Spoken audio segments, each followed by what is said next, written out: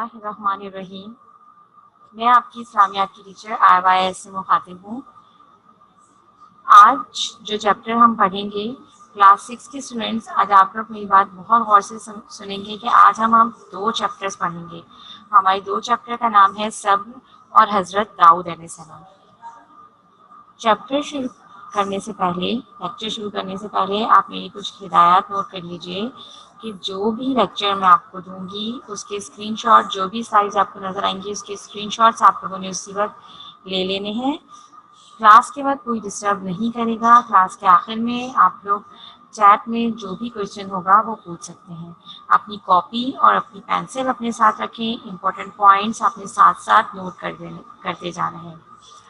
सबसे पहले जो हम चैप्टर पढ़ेंगे उसका नाम है सब्र, और जो आपकी बुक में मौजूद है, पेज नंबर 26 से आपकी पेज नंबर 28 में मौजूद है। क्लास 6 के स्टूडेंट्स, आज आप लोग बहुत अटेंटिव रहिएगा क्योंकि आज हम लोग एक ही लेक्चर में अपने दो चैप्टर्स कवर करेंगे। सबसे पहला हमारा चैप्टर है सब्र। सब्र अरबी ज़बान का लफ्ज़ है। सब्र के मायने बर्दाश्त करना और डटे रहना के हैं। सब्र से मुराद जिंदगी में आने वाली तकलीफ को बर्दाश्त करने और पुरसुकून रहने के हैं। अपने कामों में देर और नाकामी पर राजी हो जाने और अल्लाह के फैसले के इंतज़ार के हैं। यानी इस दुनिया में हमें जो खुशी और जो गमी मिलती है, जो खुशगवारी है और नाखुशगवारी है, हमें ये मालूम होना चाहिए कि सब कुछ अल्लाह ही की तरफ से है और उसी के हुक्म और उसी के फैसलों से होना है।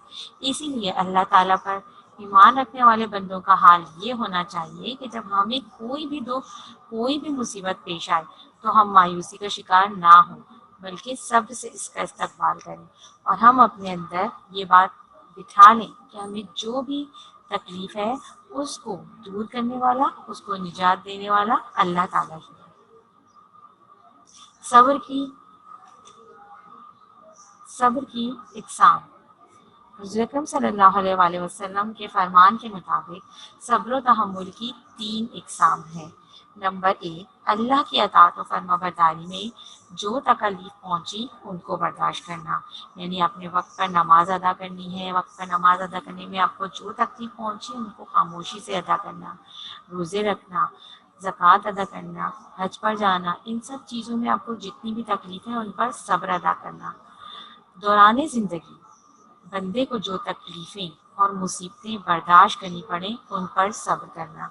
यानी बच्चों, हमारी ज़िंदगी में बहुत सारी तकलीफ़ें ऐसे गुजरती हैं जिन पर हम वावेला करते हैं या जिन पर हम शोर मचाना शुरू कर देते हैं। जैसे हमारे किसी अजीज़ का इंतकाल हो जाए, किसी करीबी का, तो फिर हम रोना पीटना और शोर करना शुरू कर देते हैं। जबकि अगर हमें उस वक्त सब्र से काम लें, या अगर हमारे पास कोई बहुत कीमती चीज़ गुम हो जाए तो भी हम यही काम शुरू करते हैं। तो हमें क्या करना चाहिए? हमें उस वक्त सब्र से काम लेना चाहिए। तीसरी किस्म है गुनाहों को छोड़ने में जो दिक्कत उठानी पड़े उसको बर्दाश्त करना। यानी गुनाहों को छोड़ना, कौन से गुनाह? जैसे कोई झूठ बोलता हो, कोई चोरी करता हो, किसी की चोरी करने की आदत हो, गीबत करना यानी पीठ पीछे किसी की बुराई करना, लोगों के लिए मुश्किलें पैदा करना, इन सब गुनाहों को छोड़ने में जो भी दिक्कत उठानी पड़े, उसको बर्दाश्त करना पड़े, ये क्या कहलाता है? सब्र कहलाता है। यानी हुज़ूर अकरम सल्लल्लाहु अलैहि वसल्लम ने सब्र की कितनी इक़साम बताई हैं? 3। एक ये कि अल्लाह की अताअत और फरमाबरदारी में जो तकलीफ पहुंचे उनको बर्दाश्त करना भी क्या कहलाता है? सब्र कहलाता है। इसके अलावा दौरान ज़िंदगी यानी बंदे को जो तकलीफ़ें और मुश्किलें आई उनको भी हम बर्दाश्त करें तो वो भी क्या कहलाएगा? सब्र। और गुनाहों को छोड़ने में, जैसे मैंने आपको बताया, झूठ, चोरी, गीबत करना, इन सब को छोड़ने में भी जो दिक्कत उठानी पड़े, इसे हम क्या कहेंगे? इसे हम सब्र ही कहेंगे। देखिए, बाज़ मामलात में इंसान खुद को मजबूर पाता है कि कोई काम हमारा गलत हो रहा है तो हम उसको ठीक नहीं कर सकते। ऐसे में क्या हल है उसका? सब्र ही हल है। अल्लाह ताला ने ऐसे ही लोगों को अल्लाह ताला ने उलुल अज़्म कहा है। कुरान पाक में अल्लाह ताला फरमाता है कि आप सब्र कीजिए जिस तरह उलुल अज़्म रसूलों ने सब्र किया। यानी पैगंबरों की खुसूसियत क्या है कि उन्होंने तकलीफ के वक्त हमेशा सब्र किया और अल्लाह ताला को अपना साथी तसव्वुर करके उसकी मसलिहत को मद्देनज़र रखा। यानी उन्होंने कहा कि जो भी तकलीफ, कोई भी मुसीबतें हम पर आई हैं तो وہ کسی نہ کسی مصلحت کے تحت آئی ہیں، یعنی اس میں اللہ کی مرضی ہی شامل ہے۔ تو انہوں نے اس وقت کیا کیا، جتنی بھی مشکلیں ان کے اوپر آئیں انہوں نے ہمیشہ اس پر صبر کیا۔ اور جب ایک عام آدمی بھی صبر کرتا ہے اسی طرح اپنی مشکلوں اور اپنی تکلیفوں پہ، تو اس میں بھی کیا خصوصیات پیدا ہو جاتی ہیں، یہی پیغمبرانہ خصوصیات پیدا ہو جاتی ہیں۔ ہمیں اللہ کی ذات سے بدگمانی نہیں کرنی چاہیے کہ ہمیں اگر کوئی تکلیف پہنچے تو ہمیں یہ نہیں کہنا چاہیے کہ یہ میرے ساتھ ہی کیوں ہوا، یہ ہمارے ساتھ ہی کیوں ہوا۔ اور یہ جو کلمات ہیں یہ ناشکری کے اور یہ کفریہ کلمات ہوتے ہیں، تو ہمیں ان کو ادا نہیں کرنا چاہیے۔ تمام انبیاء سے 5 انبیاء جو ہیں وہ اولو العزم کہلاتے ہیں، کیونکہ ان کو اپنی قوم کی طرف سے شدید مخالفت کا سامنا کرنا پڑا اور انہوں نے راہ حق میں زبردست ثابت قدمی کا مظاہرہ کیا۔ ان کے نام ہیں حضرت نوح علیہ السلام، حضرت ابراہیم علیہ السلام، حضرت موسیٰ علیہ السلام، حضرت عیسیٰ علیہ السلام اور ہمارے آخری نبی حضرت محمد صلی اللہ علیہ وآلہ وسلم۔ تو اسی لیے اللہ تعالیٰ نے قرآن مجید میں فرمایا ہے کہ آپ صبر کیجیے جس طرح اولو العزم رسولوں نے کیا۔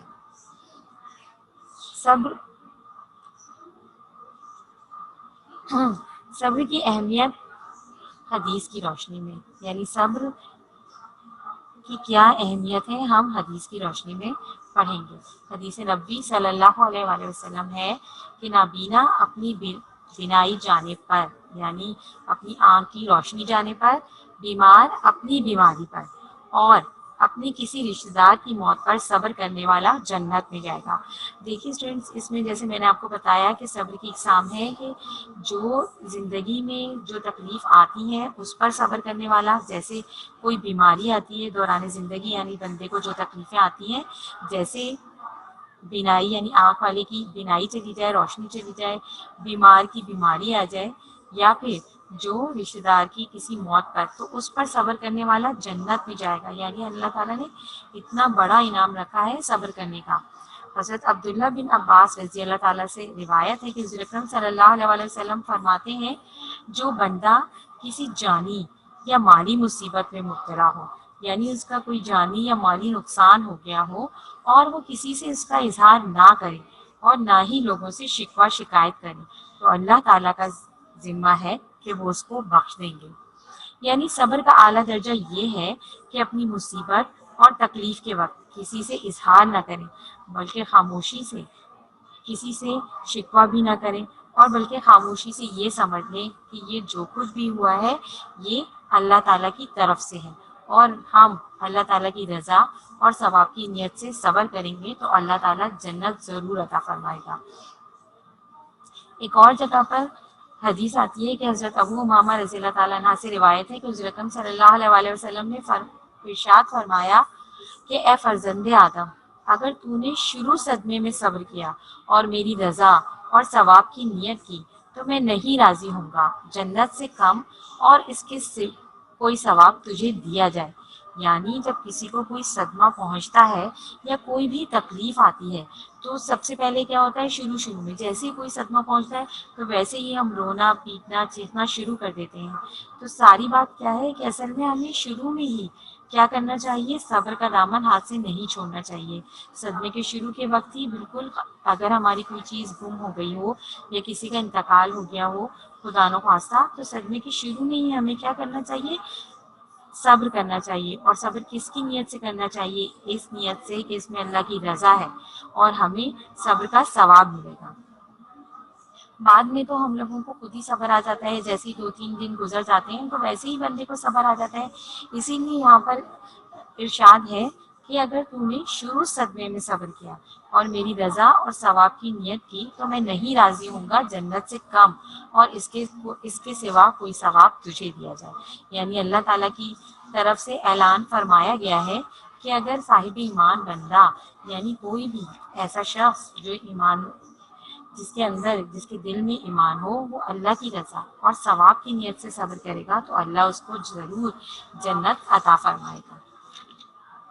ڈیئر اسٹوڈنٹس، سب سے زیادہ تکلیفیں جو ہیں وہ ہمارے پیغمبروں نے اٹھائیں، جیسے ہم نے آپ کو بتایا کہ اولو العزم رسولوں نے صبر کیا، یعنی وہ رسول جو کہ بہت ثابت قدم رہے۔ کس چیز میں ثابت قدم رہے؟ اپنی راہ حق میں، یعنی انہوں نے اللہ کی راہ میں، اللہ کی اس میں جو بھی تکلیف اٹھائیں وہ اس میں ثابت قدم رہے۔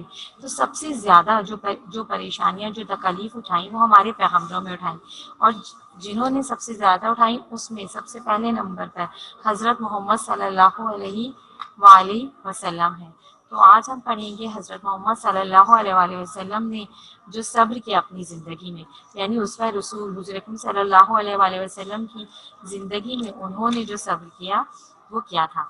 بے شک حضور اکرم صلی اللہ علیہ وآلہ وسلم کی زندگی صبر و تحمل کا بہترین نمونہ ہے، یعنی آپ کی پوری زندگی جو ہے وہ صبر کرتے ہوئے گزری۔ جو تکالیف آپ کو آئیں، بے شمار مواقع ایسے آئے کہ آپ صلی اللہ علیہ وآلہ وسلم کو صبر کا دامن ہاتھ سے نکلتا ہوا محسوس ہوا، لیکن آپ صلی اللہ علیہ وآلہ وسلم نے ہمیشہ صبر سے کام لیا، حتیٰ کہ انہوں نے اپنے جانی دشمن کو بھی معاف فرما دیا۔ سب سے پہلے تو آپ صلی اللہ علیہ وآلہ وسلم کی پیدائش سے پہلے ہی آپ صلی اللہ علیہ وآلہ وسلم کے والد کا انتقال ہو گیا۔ ابھی 6 سال کے ہی تھے کہ والدہ کا سایہ سر سے اٹھ گیا، یعنی جو پیار اور محبت والدین کی طرف سے ملتا ہے وہ حضور اکرم صلی اللہ علیہ وآلہ وسلم کو نصیب نہیں ہوا، لیکن آپ صلی اللہ علیہ وآلہ وسلم نے پھر بھی صبر کیا۔ اس کے بعد ان کے دادا نے آپ صلی اللہ علیہ وآلہ وسلم کی پرورش کی، لیکن دادا کی شفقت بھی زیادہ دیر ساتھ نہ رہی۔ اس کے بعد دادا کے انتقال کے بعد ان کے چچا ابو طالب، جو کہ حضور اکرم صلی اللہ علیہ وآلہ وسلم کو اپنے بیٹوں سے بھی زیادہ چاہتے تھے، انہوں نے حضور اکرم صلی اللہ علیہ وسلم کی پرورش کی، لیکن ان کے انتقال میں بھی حضور اکرم صلی اللہ علیہ وآلہ وسلم نے بہت اعلیٰ صبر کا مظاہرہ کیا۔ حضور اکرم صلی اللہ علیہ وآلہ وسلم کو آغاز اسلام ہی سے، یعنی جب انہوں نے اسلام کی تبلیغ شروع کی، جب لوگوں کو اسلام کے بارے میں انہوں نے بتانا شروع کیا، تو جو مکہ کے کفار تھے انہوں نے حضور اکرم صلی اللہ علیہ وآلہ وسلم کو طرح طرح کی اذیتیں دینی شروع کی، یعنی انہوں نے ان کو بہت پریشانی میں مبتلا رکھا۔ جب حضور اکرم صلی اللہ علیہ وسلم خانہ کعبہ میں نماز میں مشغول ایک مرتبہ تھے تو دوران سجدہ عقبہ بن ابی معیط نے آپ صلی اللہ علیہ وآلہ وسلم کی پشت مبارک پر اونٹ کی اوجری ڈال دی اور سب مل کر مذاق اڑانے لگے۔ اس دوران حضرت فاطمہ رضی اللہ تعالی عنہا کا وہاں سے گزر ہوا تو انہوں نے اس غلاظت کو دور کیا اور عقبہ کو برا بھلا کہا، لیکن حضور اکرم صلی اللہ علیہ وآلہ وسلم نے ایسے وقت میں نہ صرف خود تحمل سے کام لیا بلکہ حضرت فاطمہ رضی اللہ تعالیٰ عنہ سے بھی فرمایا کہ بیٹی صبر سے کام لو، اللہ تعالیٰ انہیں ہدایت دے، یہ نہیں جانتے۔ اسی طرح ابو لہب کی بیوی حضور اکرم صلی اللہ علیہ وآلہ وسلم کی راہ میں کانٹے بچھایا کرتی تھی۔ کفار مکہ آپ صلی اللہ علیہ وآلہ وسلم کو جادوگر کہتے اور برا بھلا کہا کرتے تھے، لیکن حضور اکرم صلی اللہ علیہ وآلہ وسلم ہمیشہ تحمل سے، ہمیشہ صبر سے کام لیتے تھے۔ کفار مکہ نے آپ صلی اللہ علیہ وآلہ وسلم اور آپ کے خاندان والوں کو شیب ابی طالب کی گھاٹی میں، گھاٹی کسے کہتے ہیں؟ پہاڑ کے اندر کی جو وادی ہوتی ہے، گھاٹی میں 3 سال تک محصور کر کے ان کا ہر طرح سے معاشرتی بائیکاٹ کر دیا، یعنی نہ کوئی ان سے بات کرتا، نہ کوئی کھانے کو لا کر دیتا۔ تو وہاں پر بھی پورا وقت آپ صلی اللہ علیہ وآلہ وسلم اور آپ صلی اللہ علیہ وآلہ وسلم کے خاندان والوں نے نہایت صبر و تحمل کے ساتھ گزارا۔ حضور اکرم صلی اللہ علیہ وآلہ وسلم کے چچا حضرت ابو طالب کے انتقال کے بعد کفار مکہ نے آپ صلی اللہ علیہ وآلہ وسلم کو تکلیف پہنچانے کا سلسلہ تیز کر دیا، تو حضور اکرم صلی اللہ علیہ وآلہ وسلم تبلیغ دین کی خاطر طائف تشریف لے گئے، مگر ان لوگوں نے اس دعوت کے جواب میں آپ صلی اللہ علیہ وآلہ وسلم کو پتھر مار مار کر لہو لہان کر دیا، یہاں تک کہ آپ صلی اللہ علیہ وآلہ وسلم کے دونوں جوتے خون سے بھر گئے۔ ایسے میں حضرت جبرائیل علیہ السلام تشریف لائے اور حضور اکرم صلی اللہ علیہ وآلہ وسلم سے کہا کہ اگر آپ کہیں تو ان طائف والوں کو دونوں پہاڑوں کے درمیان پیس کر رکھ دیا جائے، لیکن جواب میں حضور اکرم صلی اللہ علیہ وآلہ وسلم نے دعا فرمائی کہ اے میرے رب، ان لوگوں کو ہدایت دے، یہ مجھے جانتے اور پہچانتے نہیں ہیں۔ یعنی اتنی تکلیف اور اتنا درد سہنے کے بعد بھی حضور اکرم صلی اللہ علیہ وآلہ وسلم نے صبر سے کام لیا اور طائف والوں کے لیے دعا ہی کی۔ جب کفار مکہ کے ظلم و ستم کی انتہا ہو گئی تو آپ صلی اللہ علیہ وآلہ وسلم اللہ تعالیٰ کے حکم سے مدینے کی طرف ہجرت فرمائی۔ مدینے میں یہودیوں نے مسلمانوں کے خلاف سازشیں شروع کر دی۔ کفار مکہ نے کئی بار مدینے پہ حملے کیے، غزوہ احد میں حضور اکرم صلی اللہ علیہ وآلہ وسلم کے دندان مبارک شہید ہو گیا اور چہرہ اقدس بھی زخمی ہوا۔ ان تمام حالات میں بھی آپ صلی اللہ علیہ وآلہ وسلم نے صبر و تحمل کا دامن ہاتھ سے نہ چھوڑا اور نہ ہی بد دعا دی۔ آپ صلی اللہ علیہ وآلہ وسلم نے راہ حق میں بہت تکلیفیں اٹھائیں، یعنی اسلام کی تبلیغ میں آپ صلی اللہ علیہ وآلہ وسلم نے بہت تکلیفیں اٹھائیں، بلکہ انہوں نے صرف وہی تکلیفیں نہیں اٹھائیں، اپنی ذاتی زندگی کی پریشانیوں کو بھی حضور اکرم صلی اللہ علیہ وآلہ وسلم نے نہایت صبر سے برداشت کیا۔ مثلا اپنے صاحبزادے حضرت ابراہیم علیہ السلام کی وفات آپ صلی اللہ علیہ وآلہ وسلم کے لیے نہایت تکلیف دہ تھی، لیکن اس غمزدہ صورتحال پر بھی آپ صلی اللہ علیہ وآلہ وسلم نے نہایت صبر و ضبط سے کام لیا، سوائے اس کے کہ آپ صلی اللہ علیہ وسلم کی آنکھوں سے آنسو جاری ہو گئے۔ حضرت حمزہ رضی اللہ تعالیٰ عنہ حضور اکرم صلی اللہ علیہ وآلہ وسلم کے چچا تھے، جن کو کفار نے غزوہ احد میں نہایت بے دردی سے شہید کیا۔ یہ منظر نہایت دل دکھانے والا تھا۔ ایسے منظر میں جبرائیل علیہ السلام حضور اکرم صلی اللہ علیہ وآلہ وسلم کے پاس آئے اور یہ آیت نازل ہوئی۔ ترجمہ: اور اگر تم ان کو تکلیف دینا چاہو تو اتنی ہی تکلیف دو جتنی تکلیف تمہیں ان سے پہنچی، اور اگر صبر کرو تو وہ صبر کرنے والوں کے لیے بہت اچھا ہے۔ لیکن آپ صلی اللہ علیہ وآلہ وسلم نے بدلہ لینے کے بجائے صبر و تحمل کو ترجیح دی۔ ایک دفعہ حضور اکرم صلی اللہ علیہ وآلہ وسلم سخت بخار میں مبتلا تھے، تو حضرت ابو سعید رضی اللہ تعالیٰ عنہ نے دیکھا تو عرض کیا بخار بہت زیادہ ہے۔ اس پر حضور اکرم صلی اللہ علیہ وآلہ وسلم نے فرمایا، ہم انبیاء علیہ السلام پر ہر آزمائش بہت سخت ہوتی ہے اور ہمارے لیے اجر بھی دگنا ہوتا ہے۔ نبی کریم صلی اللہ علیہ وآلہ وسلم نے زندگی کے ہر معاملے میں صبر کیا، جس سے ہمیں یہ سبق ملتا ہے کہ ہم تمام مشکلات اور تمام جتنی بھی مصیبتیں ہمیں آتی ہیں، ہم ان پر کیا کریں؟ صبر و تحمل سے کام لیں، تاکہ اللہ تعالیٰ ہم سے راضی ہو جائے، ہمارے درجات میں اضافہ ہو، ہمارے گناہوں کی بخشش ہو۔ آپ صلی اللہ علیہ وآلہ وسلم نے فرمایا، صبر کی توفیق سے بہتر کوئی نعمت نہیں۔ لیکن انسان کیا غلطی کرتا ہے؟ انسان ہمیشہ اپنی اس کے خلاف کیا کرتا ہے؟ صبر کا مظاہرہ نہیں کرتا، بلکہ کس کا مظاہرہ کرتا ہے؟ بے صبری کا مظاہرہ کرتا ہے، حالانکہ وہ جانتا ہے کہ اللہ تعالیٰ کے احکامات اور شریعت پر ثابت رہنا اور شیطان کے بہکاوے سے خود کو بچانا کیا ہے؟ صبر ہے، لیکن پھر بھی وہ کیا کرتا ہے؟ بے صبری کا مظاہرہ کرتا ہے۔ پریشانیوں اور رنج و غم کو برداشت کرنے کے بجائے اپنی قسمت کو برا بھلا کہتا ہے، اللہ تعالیٰ سے بدگمان ہو جاتا ہے اور اللہ تعالیٰ کے بتائے ہوئے قانون کے عمل کرنے کے بجائے شیطان کی باتوں پر عمل کرنا شروع کر دیتا ہے، یعنی وہ واویلا مچانا شروع کر دیتا ہے، رونا پیٹنا شروع کر دیتا ہے اور یہ شکوہ شروع کر دیتا ہے کہ یا اللہ یہ سب ہمارے ساتھ ہی کیوں ہوا اور یہ سب ہمیں ہی کیوں ہوا۔ تو یہاں پر کیا کرتا ہے؟ بے صبری کا نتیجہ کرتا ہے، بے صبری کرتا ہے۔ تو بے صبری کا نتیجہ کیا ہوتا ہے؟ کہ اللہ تعالیٰ کی ناراضگی ہے اور پھر جہنم کا راستہ ہے۔ جبکہ مومن اس کو کیا کرنا چاہیے؟ مومن کو جو بھی فکر و غم اور تکلیف پہنچتی ہے، حتیٰ کہ اسے کانٹا بھی چبھتا ہے تو اللہ تعالیٰ اس کی غلطیاں معاف فرما دیتا ہے۔ تو پھر ایک مومن کو کیا کرنا چاہیے؟ اس کو کیا کرنا چاہیے؟ بہترین صبر کا مظاہرہ کرنا چاہیے، اور بہترین صبر کا مظاہرہ اس کے نتیجے میں مومن کو کیا ملے گا؟ جنت کا انعام۔ ایک تو اللہ تعالیٰ کی رضا کہ اللہ خوش ہوئے کہ میرے بندے نے جو بھی تکلیف میری طرف سے اس کو پہنچی ہے اس پر اس نے صبر کا دامن ہاتھ سے نہیں چھوڑا، اور دوسری بات کیا ہے کہ جنت کا انعام ہے۔ اور جو بے صبری کرے گا، بے صبر ہوگا، اللہ تعالیٰ سے شکوہ کرے گا، اللہ تعالیٰ سے شکایت کرے گا، تو اس کے نتیجے میں کیا ہے؟ ناراضگی اور جہنم ہے۔ اللہ تعالیٰ نے صبر کرنے والوں کو خوشخبری دی ہے، ان اللہ مع الصابرین، یعنی بے شک اللہ صبر کرنے والوں کے ساتھ ہے۔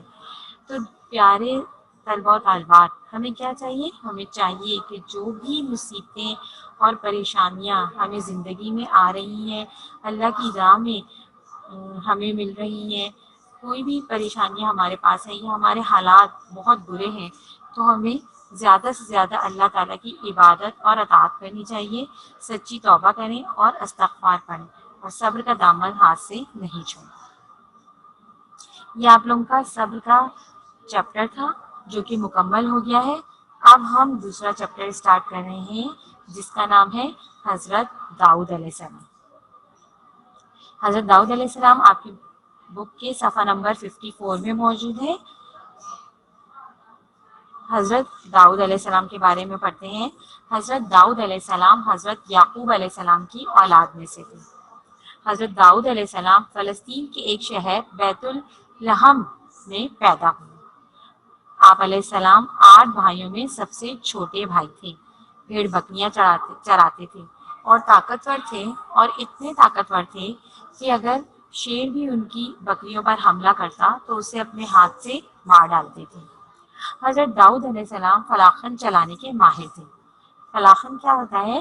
فلاخن پرانے زمانے کا ایک ہتھیار ہوتا تھا جس میں چھوٹے چھوٹے پتھروں سے تھیلی بھری ہوتی تھی اور اس کو گھما کر پوری طاقت پر دشمن پر پھینکا جاتا تھا۔ تو حضرت داؤد علیہ السلام اتنی قوت سے فلاخن پھینکتے تھے کہ جس چیز پر بھی گرتا وہ ریزہ ریزہ ہو جاتا۔ اللہ تعالیٰ نے بنی اسرائیل کو بہت نعمتیں دی، لیکن اس نے نافرمانی اور ناشکری کو دیکھ کر اللہ تعالیٰ نے ان پر کافروں کو مسلط کر دیا۔ کافروں کا فوج کا سپہ سالار جالوت تھا، جو بہت ہی دیویکل اور جنگ کا ماہر تھا۔ اس نے بنی اسرائیل پر بار بار حملے کر کے ان کا قتل و عام کر دیا۔ اسرائیل کو حضرت طالوت کی قیادت عطا فرمائی۔ اب جالوت کی فوج سے حضرت طالوت کی فوج کا مقابلہ تھا۔ جالوت پر حملہ کرنے سے پہلے اللہ تعالیٰ نے حضرت طالوت کی فوج کا امتحان لیا، جس سے ان میں مقابلہ کرنے کی ہمت ختم ہوئی اور وہ بھاگ کھڑے ہوئے۔ صرف 313 سپاہی حضرت طالوت کے ساتھ میدان جنگ پہنچے۔ جالوت کی فوج ان کی اتنی کم تعداد دیکھ کر حیران ہوئی۔ کتنے سپاہی تھے؟ صرف 313۔ حیران تھی کہ انہیں میدان جنگ میں آنے کی ہمت ہی کیسے ہوئی۔ جالوت نے مقابلے کی دعوت دی۔ حضرت داؤد علیہ السلام کے بڑے بھائی حضرت طالوت کی فوج میں شامل تھے۔ تو حضرت داؤد علیہ السلام اپنے والد کے حکم سے کھانے پینے کی چیزیں جب میدان جنگ پہنچے لے کر، تو انہوں نے دیکھا کہ جالوت جو ہے وہ مقابلے کے لیے للکار رہا ہے۔ تو وہ اپنے بڑے بھائی جو کہ حضرت طالوت کی فوج میں شامل تھے ان کے پاس پہنچے اور ان سے کہا کہ وہ حضرت طالوت سے اجازت لے کر انہیں بھی مقابلہ کرنے کی اجازت دیں۔ پہلے تو حضرت طالوت انہیں دیکھ کر ہچکچائے کہ یہ تو بہت ہی کم عمر ہے، لیکن جب انہوں نے بتایا کہ وہ کتنے طاقتور ہیں کہ وہ شیر پر حملہ کر دیتے ہیں اور اپنے ہاتھوں سے ہی مار ڈالتے ہیں، تو حضرت طالوت نے ان کی ہمت کو دیکھ کر انہیں اجازت دے دی۔ حضرت داؤد کے ہاتھ میں فلاخن تھی۔ انہوں نے فلاخن میں پتھر رکھ کر اس زور سے پھینکا کہ جالوت کی پیشانی کی ہڈی تو ٹوٹ کر 2 ٹکڑے ہو گئے اور وہ منہ کے بل زمین پر گر گیا اور مر گیا۔ اس طرح حضرت طالوت کی فوج نے دشمن پر حملہ کر کے فتح حاصل کر لی۔ قرآن پاک میں ہے کہ اے داؤد علیہ السلام، ہم نے آپ کو ملک میں نائب کیا، سو آپ حکومت کیجیے لوگوں میں انصاف سے، اور اپنی نفسانی خواہش کی پیروی نہ کیجیے جو آپ کو بھٹکا دے اللہ کی راہ سے۔ جو لوگ اللہ کی راہ سے بھٹکتے ہیں ان کے لیے سخت عذاب ہے، اس لیے انہوں نے حساب کے دن کو بھلا دیا ہے۔ حضرت داؤد علیہ السلام کو نبوت اور آسمانی کتاب زبور عطا ہوئی۔ آپ علیہ السلام کو اللہ نے نبوت کے ساتھ بادشاہت بھی عطا کی۔ آپ علیہ السلام بہت عبادت گزار تھے۔ اللہ تعالیٰ نے آپ علیہ السلام کو بہت خوبصورت آواز دی تھی۔ جب آپ زبور پڑھتے تو ان کی خوش الحانی سے، یعنی اتنی اچھی طرح سے قرآن پاک پڑھنے سے بہتا پانی تھم جاتا، جانور اور پرندے قریب آ کر بیٹھ جاتے اور زبور سنتے، پہاڑ حرکت میں آ جاتے اور ان کے ساتھ تسبیح میں شریک ہو جاتے۔ اللہ تعالیٰ نے قرآن پاک میں ارشاد فرمایا کہ ہم نے پہاڑوں کو اس کے تابع کر رکھا تھا کہ اس کے ساتھ شام کو اور صبح کو تسبیح خوانی کریں، اور پرندوں کو بھی جمع ہو کر سب کے سب اس کے فرما بردار رہتے۔ یعنی ان کی آواز اتنی زیادہ خوبصورت تھی کہ جب وہ زبور پڑھا کرتے تو جانور بھی اور پرندے بھی ان کے ساتھ آ کر بیٹھ جاتے۔ اللہ تعالیٰ نے حضرت داؤد علیہ السلام کو علم و حکمت سے بھی نوازا۔ حضرت داؤد علیہ السلام کی حکمت سے بنی اسرائیل کا شمار جلد ہی دنیا کی مہذب اقوام میں ہونے لگا۔ آپ علیہ السلام نے بہت سارے علاقے فتح کیے، شرعی حدود جاری کی، کافروں سے جہاد کیا۔ اللہ تعالیٰ نے آپ علیہ السلام کو زبردست حکمت عطا کی، یعنی بہت ذہانت عطا کی۔ قرآن پاک میں ہے، اور ہم نے ان کی سلطنت کو مضبوط کیا اور ان کو حکمت عطا کی اور بات کا فیصلہ کرنا سکھایا۔ دوسرا معجزہ جو کہ حضرت داؤد علیہ السلام کا تھا وہ یہ تھا کہ ان کے ہاتھ میں لوہا موم کی طرح نرم ہو جاتا۔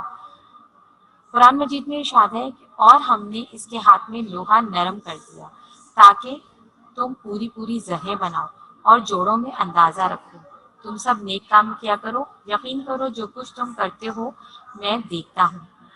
یعنی آپ علیہ السلام کو جو معجزہ عطا ہوا وہ تھا کہ لوہے کو ہاتھوں سے موڑ کر زرہیں بنا لیتے۔ یہ معجزہ اس وقت کیوں عطا ہوا کہ اس وقت کے دور میں لوگ لوہے کو پگھلا کر اس سے مختلف چیزیں تیار کرتے تھے جو کہ بہت مہنگی ہوتی تھی۔ تو حضرت داؤد علیہ السلام کی بدولت لوہے کا استعمال عام ہو گیا، اس صنعت کو بھی عروج ملا۔ آپ علیہ السلام اپنے ذاتی خرچ کے لیے لوہے کی زرہیں بنا کر فروخت کرتے تھے۔ لوہے کا باقاعدہ استعمال حضرت داؤد علیہ السلام کے ہاتھوں سے بنی ہوئی لوہے کی ہنڈیاں ترکی کے میوزیم ٹوپ کپی میں رکھی ہوئی ہیں، جو اس طرح بنی ہے جیسے مٹی کے برتن بناتے ہیں، اسی طرح لوہے کی بنی ہوئی ہے، جو کہ کس کے ہاتھ کی بنی ہوئی ہے؟ حضرت داؤد علیہ السلام کی۔ حضرت داؤد علیہ السلام نے اپنے بیٹے حضرت سلیمان علیہ السلام کو تخت و تاج اور حکومت کا انتظام دے کر خود عبادت کے لیے گوشہ نشین ہو گئے اور 100 سال کی عمر میں صہیون میں انتقال فرمایا۔ حضرت سلیمان علیہ السلام نے ان کی تدفین کی۔ عزیز طلبہ طالبات، یہ آپ کے 2 چیپٹر تھے۔ حضرت داؤد علیہ السلام یہاں پر مکمل ہو گیا۔ اب میں آپ کو ہوم ٹاسک دے رہی ہوں جو کہ صبر کے لیکچر سے بھی ہے اور حضرت داؤد علیہ السلام کے لیکچر سے بھی ہے۔ ہوم ٹاسک ہے آپ کا صبر کے معنی اور مفہوم بیان کریں۔ سوال نمبر 2 ہے بے صبری کرنے کا نتیجہ کیا ہوگا۔ سوال نمبر 3 ہے حضور اکرم صلی اللہ علیہ وآلہ وسلم کا صبر و تحمل بیان کریں۔ سوال نمبر 4 ہے حضرت داؤد علیہ السلام کے معجزات تحریر کریں۔ یہ آپ کا ہوم ورک ہے۔ آپ نے دونوں چیپٹرز کی الگ الگ ہیڈنگ ڈالنی ہے اور سوال جواب اس کے لکھنے ہیں۔ یہ آپ کا ہوم ورک ہے۔ ہر چیپٹر کو آپ نے توجہ سے پڑھنا ہے اور اس کی تیاری کرنی ہے۔ یہ آپ کا گھر کا کام تھا۔ امید ہے آپ لوگوں کو آج کے لیکچر میں کوئی مشکل نہیں ہوگی، کیونکہ 2 چیپٹر تھے آپ کے پاس، حضرت داؤد علیہ السلام اور صبر۔ اپنا خیال رکھیے گا، اپنی صفائی کا خیال رکھیے گا۔ اللہ حافظ۔